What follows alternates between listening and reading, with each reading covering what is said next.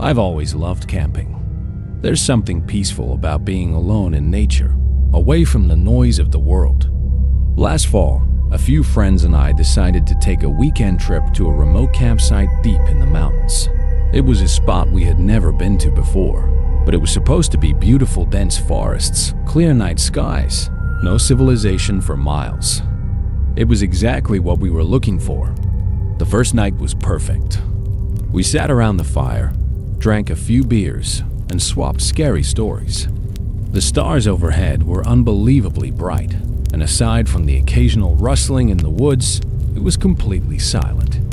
But the second night, that's when things changed. It started with the noises. Around midnight, just as we were about to turn in, we heard footsteps, not an animal. These were heavy, deliberate steps, slow, careful, circling our campsite. We all froze. Our fire was still burning, casting flickering shadows against the trees, but we couldn't see anyone. Probably just another camper, one of my friends muttered, but I could tell he didn't believe it. We hadn't seen another person for miles. Then, just as suddenly as it started, the footsteps stopped. We waited, listened, nothing. Eventually, we convinced ourselves it was just our imaginations and went to bed. A few hours later, I woke up to a strange sound, a low, muttering voice. At first, I thought one of my friends was talking in their sleep, but then I realized it wasn't coming from inside the tent. It was outside. I held my breath, listening. The voice was low and raspy, like someone was whispering right next to my tent. I couldn't make out the words, but I knew one thing for sure. Whoever was speaking wasn't one of us. I slowly reached for the knife I kept in my backpack, trying to steady my breathing. I wanted to call out, but something told me not to. Then, from just beyond the thin fabric of my tent, a shadow moved. I clenched the knife, heart hammering. I could see the outline of something tall. It just stood there, watching. Then it bent down. I thought I was going to die right there, frozen in my sleeping bag. But before I could do anything, the thing crawled away. Not walked, crawled. I stayed awake until morning, knife in hand, barely breathing. When the sun finally came up, I unzipped my tent and stumbled out. My friends were already awake, their faces pale. They had heard it too. But the worst part, we found tracks in the dirt. Not footprints, handprints. Whatever had been outside our tents, it had been crawling on all fours. We packed up and left immediately. I don't know who or what was out there that night, but something tells me it was waiting for us to fall asleep. Growing up, my family moved a lot. My dad's job took us from city to city, but the last house we lived in together was different. It was an old Victorian-style home, built in the early 1900s. It had a lot of character and a dark history. My parents never told me much, but I later learned that the previous owner, a man named William Moore, had lived there alone for over 40 years. He died in the basement, some say from natural causes, others say by his own hand. Either way, he never left. The first time I experienced something strange was a few weeks after moving in. I was home alone, watching TV in the living room, when I heard it. A man crying. It was faint at first, but it was definitely coming from inside the house. I muted the TV and listened. The sound was coming from below me, the basement. Every hair on my body stood on end. I walked to the basement door, my heart pounding. The crying grew louder as I got closer. I put my hand on the doorknob and the crying stopped. I hesitated, then slowly turned the knob and pulled the door open. Darkness. The basement lights were off, but the moment I took a step down, a loud crash echoed from below. I ran back upstairs, locked the door, and waited for my parents to get home. That was just the beginning. Over the next few months, we all experienced things we couldn't explain. Doors would open on their own. Lights would flicker, even after we had an electrician check the wiring. But the crying, never stopped. Some nights, it was loud enough to wake my parents. But when my dad checked the basement, there was never anything there. One night, my mom was doing laundry in the basement when she screamed. I ran downstairs and found her standing in the middle of the room, pale as a ghost. She pointed toward the far corner. There was an old wooden chair, one that had been in the house when we moved in. It was rocking, back and forth, slowly.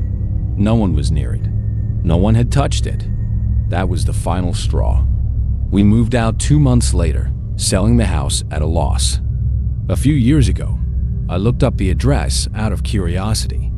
The family that bought it lasted only 6 months. They claimed they heard crying coming from the basement at night. But what scared them the most? Their young daughter started talking to someone who wasn't there. When asked who she was talking to, she simply said, "The sad man downstairs." We never went back.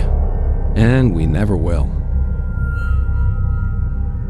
Halloween has always been my favorite time of the year.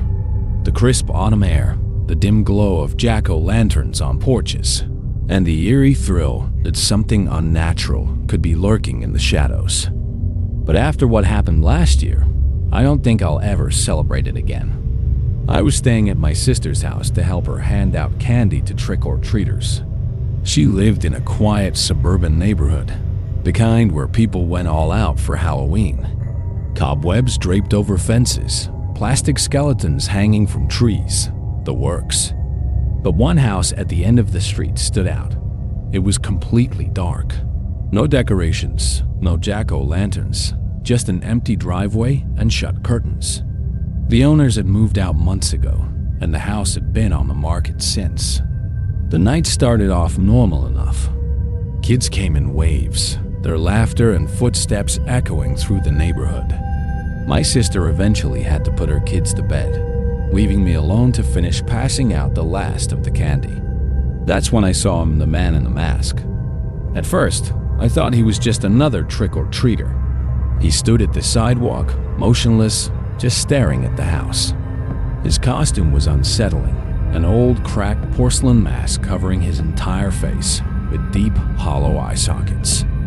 He was wearing a tattered brown coat, his hands stuffed into the pockets. Something about him felt off. I expected him to walk up to the door, but he never did. He just stood there, watching. 10 minutes passed, then 15. I tried to brush it off. Maybe he was waiting for someone. Maybe it was just some kid trying to be creepy for Halloween. But as the crowds thinned and the street grew quieter, he remained in the same spot. A sinking feeling settled in my stomach. I stepped back from the doorway, carefully pulling the curtain just enough to keep an eye on him. That's when I noticed something chilling. His feet weren't touching the ground. I felt my throat tighten. My mind tried to rationalize it. Maybe it was the shadows. Maybe my eyes were playing tricks on me. But deep down, I knew something wasn't right. I grabbed my phone and snapped a picture, hoping the camera would reveal what my eyes couldn't. But the photo came out wrong. The entire street was visible, the houses, the trees, the parked cars. But the man wasn't in the picture. My hands started to shake. I turned away for just a second, just 1 second, to process what I had just seen. And when I looked back, he was closer. He was now at the edge of the front yard, just feet from the porch. I hadn't heard him move, hadn't seen him take a single step. But there he was, standing impossibly still. The mask was cracked in places, revealing something dark and hollow beneath. The sockets where his eyes should have been seemed even deeper now, like they were pulling in the light around them. I slammed the door shut and locked it. My heart was pounding. I backed away slowly, gripping my phone with sweaty hands.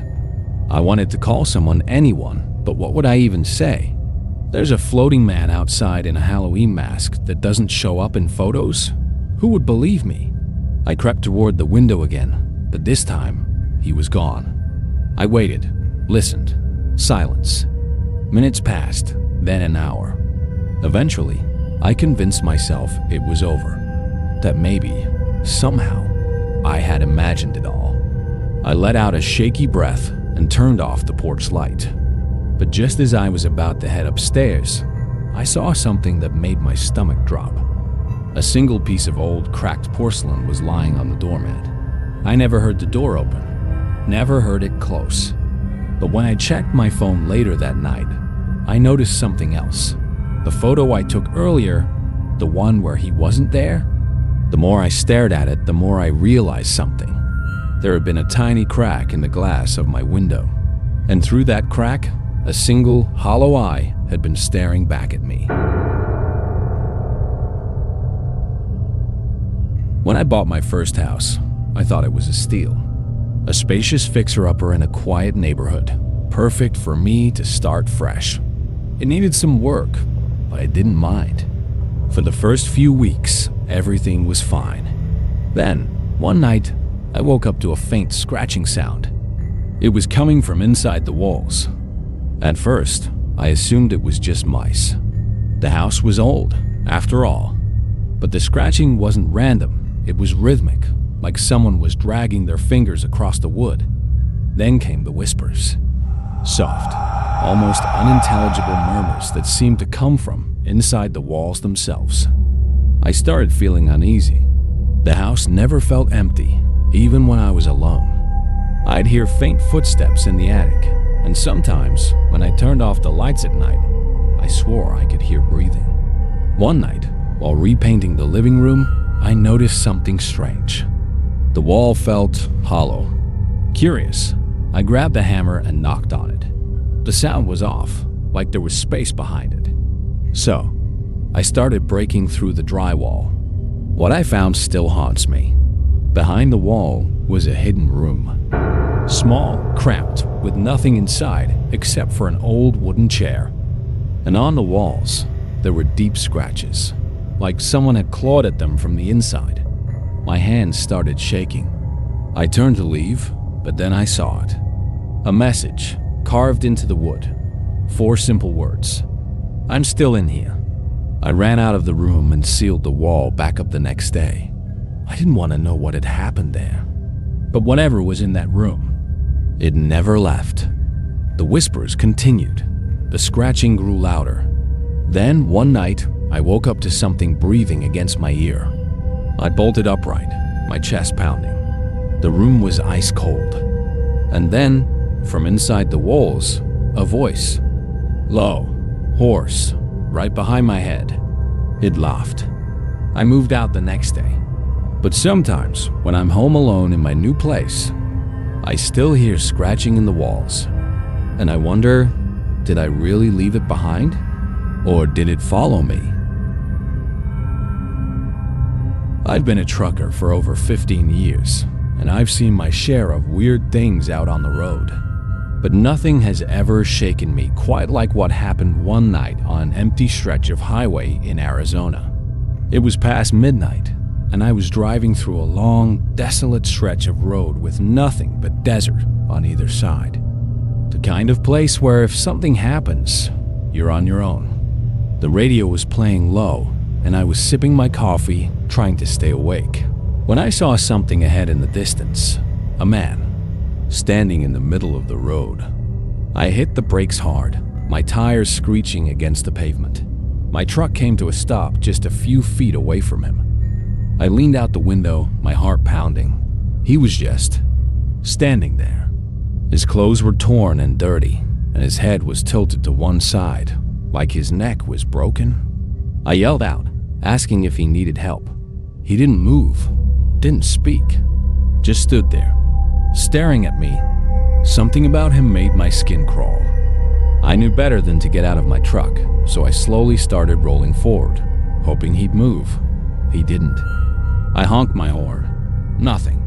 That's when I noticed something even more disturbing. His feet weren't touching the ground. I swear to God, he was hovering an inch above the asphalt.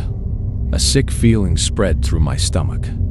I had no idea what I was looking at, but every instinct told me to get out of there. I swerved around him, my hands gripping the wheel so tight my knuckles turned white. As I passed, I stole one last glance at my side mirror. He was gone, just disappeared. I pressed the gas, not looking back. A few miles down the road, I saw a gas station and pulled in, shaking. I told the old man behind the counter what I had seen. He just looked at me, his face pale. "You saw him," he muttered. I asked him what he meant. He told me that for years, truckers had reported seeing a man standing in the road late at night on that stretch of highway. A long time ago, a hitchhiker had been hit and killed there by a trucker who never stopped. Since then, drivers had seen the same man standing in the road, always waiting. Some say he's looking for the trucker who killed him. Others say he's just looking for a ride. I never drove that highway at night again, because if I ever see him again, I don't think he'll let me pass a second time.